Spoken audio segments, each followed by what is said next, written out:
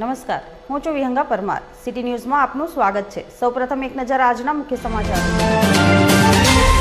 ભરૂચના વેજલપુર વિસ્તારમાં વસતા અનેક સમાજ અને વિસ્તારના યુવક યુવતીઓ સરકારના વિવિધ ક્ષેત્રોમાં મળતી નોકરીઓથી વાકેફ અને સક્ષમ હોવા છતાં તેના વિશેના યોગ્ય માર્ગદર્શનના અભાવના કારણે તેઓ નોકરી મેળવવાની તકો ગુમાવી રહ્યા છે, જેથી તેઓ સફળ થઈ શકતા નથી.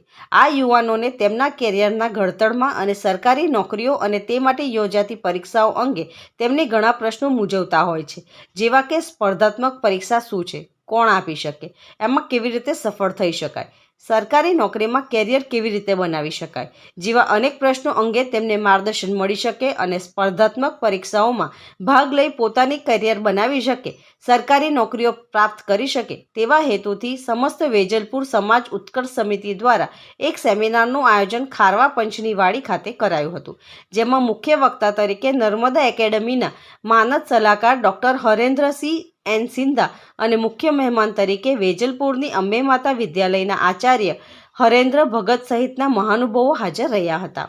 જીપીએસસી યુપીએસસી પરીક્ષા અને સરકાર તરફથી જે પરીક્ષાઓ આપવામાં જાહેરાતો આવે છે એના સંદર્ભમાં આપના બાળકોને ખૂબ સરસ માર્ગદર્શન પૂરું પાડ્યું છે.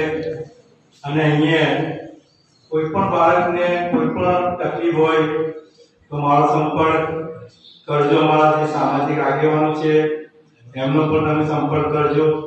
અમે તમારી સાથે રહીશું, કારણ કે સમાજની અંદર શિક્ષણ જ એક મુખ્ય વસ્તુ છે કે શિક્ષણથી જ ઉત્કર્ષ થાય છે. આપણો અહીં એકદમ સ્લમ એરિયા છે. સ્લમ એરિયાના વિદ્યાર્થીઓ કંઈક આગળ વધે અને આગળ જાય એનો આપણો મુખ્ય હેતુ છે કે આજે નહીં તો 5 વર્ષ પછી પણ કોઈ ક્લાસ 1 ઓફિસર બને, કોઈ મામલતદાર બને અથવા આઈપીએસ અધિકારી બને. તો આપણા એરિયામાંથી 5 લોકો ભવિષ્યમાં પણ જશે તો આપણા એરિયાને કાળજી લેશે. એના માટેની એક આ શરૂઆત છે.